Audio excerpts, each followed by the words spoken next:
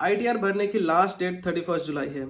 ऐसे में अगर आप एक सैलरीड एम्प्लॉयड हैं तो उस केस में आपको आईटीआर 1 भरना होगा और इसके लिए आपको किसी भी प्रोफेशनल के पास जाने की जरूरत नहीं है। आप इनकम टैक्स के ई फाइलिंग पोर्टल पर यह काम खुद से कर सकते हैं। हेलो फ्रेंड्स, आप हैं योर फिन बडी के साथ और इस वीडियो में हम स्टेप बाय स्टेप प्रोसेस जानने वाले हैं कि कैसे हम अपने आईटीआर को फिल कर सकते हैं अगर हम एक सैलरीड एम्प्लॉयड हैं तो। आगे बढ़ने से पहले अगर आप चैनल पर पहली बार आए हैं तो एक हम्बल रिक्वेस्ट है, चैनल को प्लीज सब्सक्राइब कर लें और बेल नोटिफिकेशन को ऑन कर लें। इससे जैसे ही मैं कोई नई इन्फॉर्मेटिव वीडियो के साथ आऊंगा तो आपको नोटिफिकेशन के थ्रू पता लग जाएगा। अब विदाउट एनी डिले चलिए आईटीआर फाइलिंग के प्रोसेस को शुरू करते हैं। भरने के लिए हम सबसे पहले ई फाइलिंग पोर्टल पे जाएंगे। उससे पहले हम अपने एम्प्लॉयर से फॉर्म 16 ले लेंगे जो कि आपके एम्प्लॉय पोर्टल पर होगा। आप वहाँ से आप उसको डाउनलोड कर सकते हैं। इस फॉर्म 16 में आपको जितनी सैलरी क्रेडिट हुई है, आप जितने तरीके के डिडक्शंस लिए हैं, कोई एग्जेम्पशंस लिया है, उन सब का ईच एंड एवरी डिटेल्स इस फॉर्म 16 में रहता है। तो ये काफ़ी यूजफुल होने वाला है आईटीआर फिलिंग में। अब बैक टू अपने पोर्टल आ जाते हैं। यहाँ से पहले हम रजिस्टर करेंगे और अगर आपने रजिस्टर कर रखा है तो लॉगिन करेंगे। लॉगिन करने के लिए सबसे पहले आप अपना पैन आईडी डालेंगे एंड कंटिन्यू पे क्लिक करेंगे। इसके बाद आप अपना पासवर्ड डालेंगे एंड कंटिन्यू करेंगे। अब हम पोर्टल में लॉग इन हो चुके हैं। इसके बाद हमें 2 डॉक्यूमेंट्स और लगेंगे। सबसे पहले आप ई फाइल पर जाएंगे।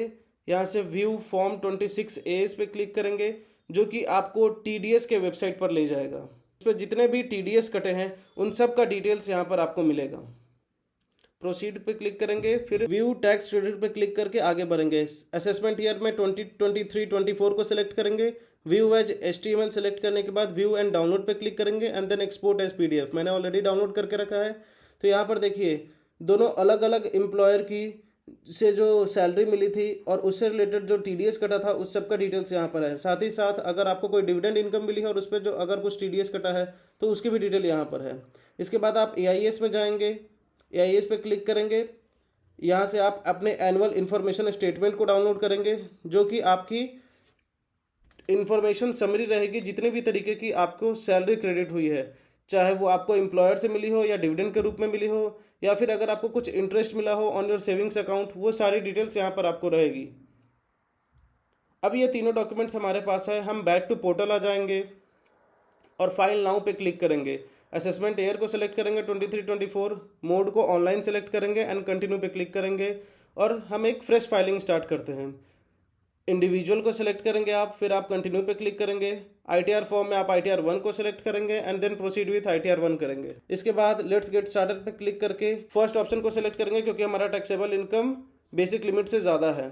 उसके बाद एक पॉपअप आएगा जो ये बताएगा कि इनकम टैक्स के पास जो भी इंफॉर्मेशन आपकी है उसके बेसिस पर उसने डेटा को प्री फिल करके रखा है, तो आपको बस उसे वेरीफाई करना है एंड अगर कुछ गलत है तो मॉडिफाई करना है। टोटल 5 स्टेप्स में हम अपने आईटीआर को भरेंगे। फर्स्ट स्टेप है पर्सनल इन्फॉर्मेशन। इस पर क्लिक करेंगे।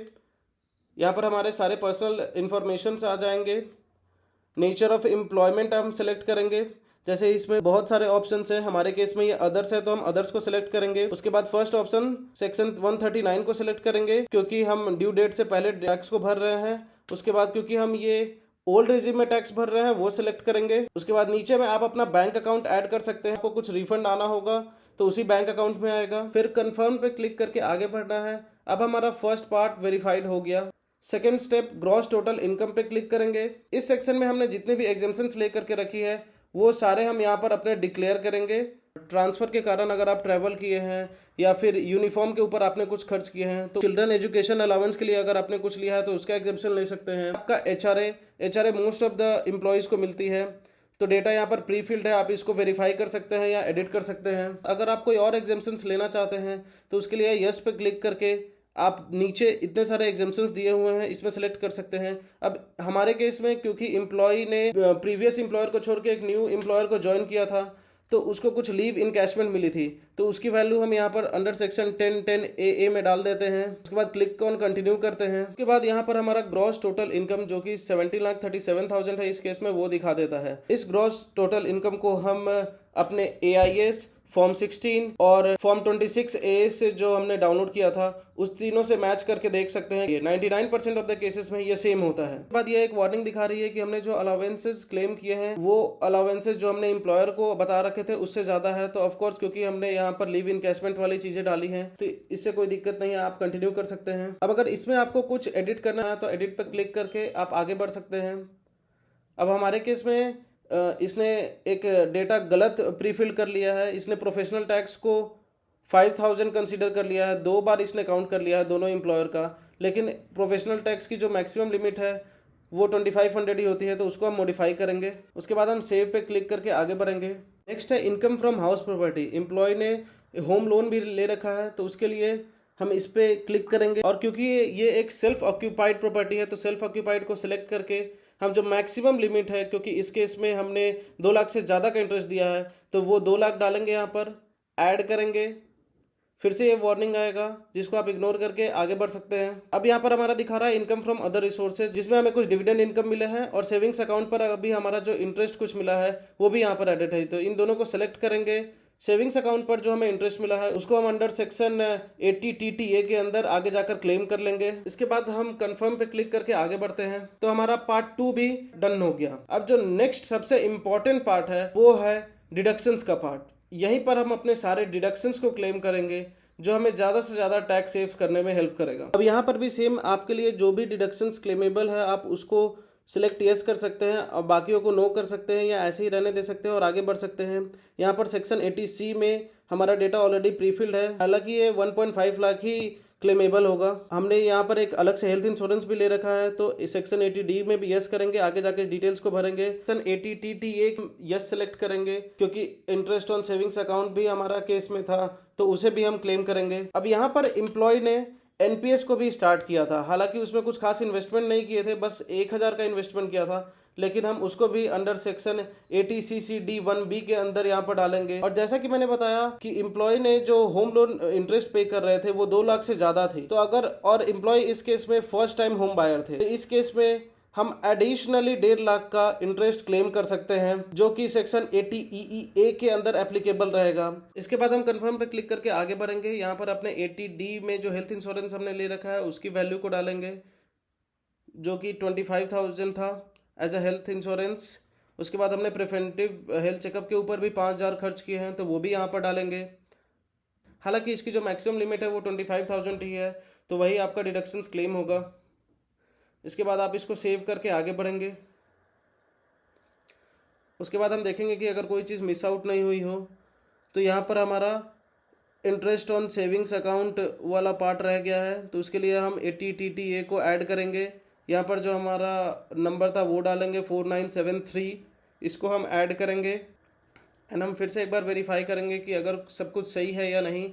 उसके बाद हम कंफर्म पे क्लिक करके आगे बढ़ेंगे। डिडक्शन वाला पार्ट भी डन हो गया है। 4th स्टेप है, इसमें हमें देखना है कि हमने कितने टैक्स पे किए हैं, जो कि आप TDS के वेबसाइट से जो आपने फॉर्म 26A को डाउनलोड किया था वहां से आप उसको मैच कर सकते हैं। तो इस केस में एम्प्लॉय ने 1,41,311 का टैक्स पे किया है तो इसको भी हम कंफर्म करके इस पार्ट को भी डन करेंगे। अब 5th और आखिरी सेक्शन टोटल टैक्स लायबिलिटी, इसमें जितना हमें एक्चुअल में टैक्स पे करना है वो डिटेल्स यहाँ पर रहेंगे। अब यहाँ पर दिखा रहा है हमारा gross total income after all deductions and exemptions 12,94,495 का है। टैक्सेबल इनकम बना है 10,80,750 का। इसमें 5,469 का सरचार्ज भी लगा है क्योंकि ये 30% टैक्स स्लैब में आता है। उसके बाद हम इसमें वैल्यूज को वेरीफाई करने के बाद कंफर्म पे क्लिक करेंगे एंड फिर प्रोसीड पे क्लिक करेंगे। तो यहाँ पर दिखा रहा है कि हमें एडिशनली 880 का पेमेंट करना पड़ेगा।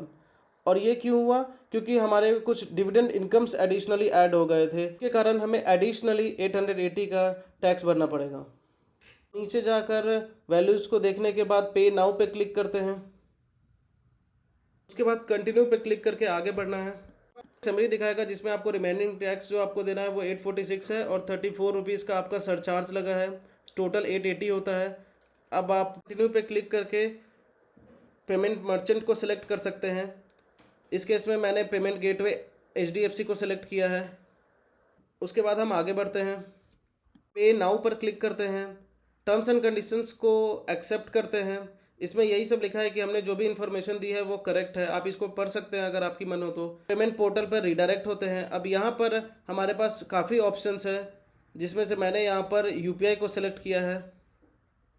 आप अपना यूपीआई डिटेल्स दे करके उसको वेरीफाई करा करके यूपीआई से पेमेंट कर सकते हैं। तब हम प्रोसीड पे क्लिक करते हैं और यहाँ हमारा पेमेंट हो गया है। हमारा चालान पेमेंट इज सक्सेसफुल आ रहा है। अब इसको आप डाउनलोड करके रख सकते हैं। अब यहाँ पर हमारा काम ओवर नहीं हुआ है।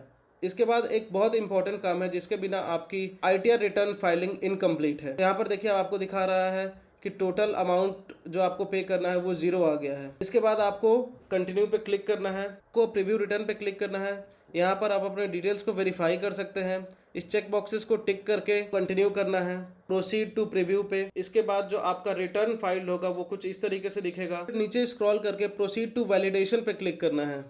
अगर कुछ भी गड़बड़ होगी तो यहाँ पर दिखा देगा। यहाँ पर देखिए बोल रहा है नो एरर्स वेयर फाउंड। अब प्रोसीड टू वेरिफिकेशन करना है और ये बहुत इंपॉर्टेंट स्टेप है। इसमें 3 ऑप्शंस हैं, लेकिन बेस्ट ऑप्शन है अभी आपने अपनी ITR फाइल कर ली, अब आप वेरिफिकेशन भी हाथों हाथ ही कर ले करके हम कंटिन्यू करते हैं। अब यहाँ पर काफ़ी ऑप्शंस हैं, हम किस तरीके से अपना वेरिफिकेशन कराना चाहते हैं। तो मैंने फर्स्ट ऑप्शन को सिलेक्ट किया है, जिसमें मैं आधार के बेस पर जो आपका रजिस्टर्ड मोबाइल नंबर होगा उस पर OTP जाएगी और उसके बेसिस पर वेरिफिकेशन होगा। आप यही ऑप्शन को सिलेक्ट कर सकते हैं। फिर हम जनरेट आधार OTP पे क्लिक करके आगे बढ़ते हैं। हम अपना OTP एंटर करते हैं एंड फिर वैलिडेट पे क्लिक करके OTP को वैलिडेट करते हैं। उसके बाद लास्टली हम अपना कंफर्मेशन दे करके ITR फाइलिंग के प्रोसेस को कंप्लीट करते हैं। हमें मैसेज आ गया कि हमने सक्सेसफुली अपना ITR को फाइल कर लिया है। अब इसके बाद आप होम पेज पर जा सकते हैं। यहाँ पर आपको स्टेटस दिखते रहेगा। आपको या तो यहाँ पर या फिर मैसेज के द्वारा या फिर ईमेल पर आपको जब भी आपके रिफंड की प्रोसेस कंप्लीट हो जाएगी तो उसका इंटीमेशन मिल जाएगा। पिछले 10 मिनट में हमारा ITR का काम हो गया। आई होप आपको सारे स्टेप्स क्लियर हुए होंगे, और अगर इससे रिलेटेड कोई डाउट्स एंड कंसर्न्स आ रहे हैं तो मैं रिक्वेस्ट करूंगा कि आप वीडियो को एक बार फिर से देखें, और अगर उसके बाद भी कोई डाउट है तो प्लीज कमेंट में मेंशन करें, मैं उस पर रिप्लाई जरूर दूंगा। आज के वीडियो में इतना ही, मिलते हैं अगली वीडियो में। तब तक के लिए keep learning, keep growing and keep investing.